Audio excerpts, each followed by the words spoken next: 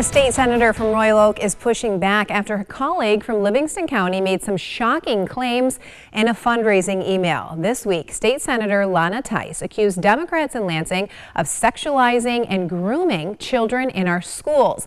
In that email, Tice specifically named State Senator Mallory McMorrow. Now, in response, McMorrow pushed back on the Senate floor, saying Tice is going after her specifically due to her defense of the LGBTQ community.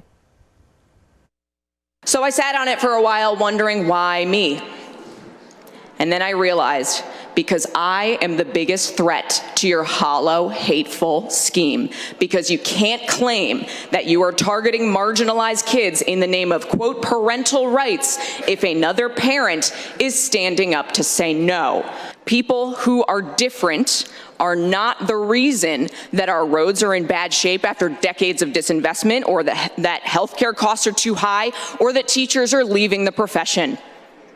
I want every child in this state to feel seen, heard, and supported, not marginalized and targeted because they are not straight, white, and Christian. We cannot let hateful people tell you otherwise, to scapegoat and deflect from the fact that they are not doing anything to fix the real issues that impact people's lives.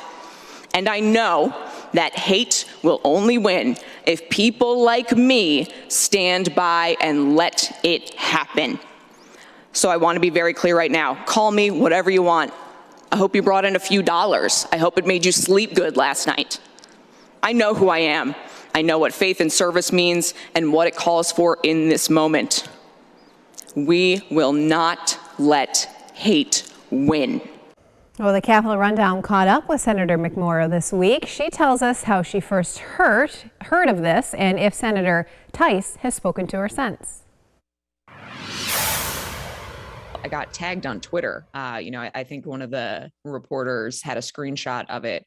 And I started getting tags and phone calls and messages and probably mid-morning on Monday of last week. And my heart dropped. I mean, it's just such a horrible thing to say about somebody with no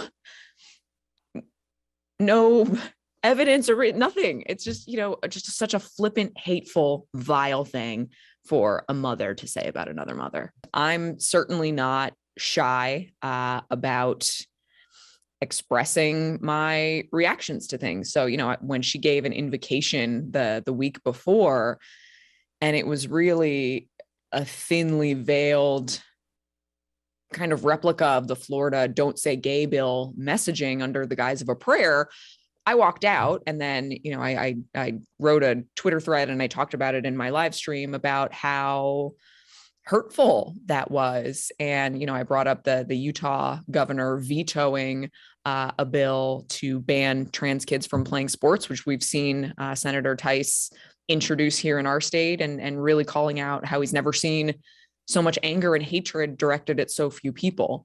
So probably because I'm vocal, and that's the only reason that I can think of why me. One of the other things that she said in her email was, accusing me of being a social media troll. And I wanted to make very clear, I'm not hiding behind a keyboard. I will say what I need to say directly to you. And she couldn't even be bothered to look at me. I saw the back of her head the entire time.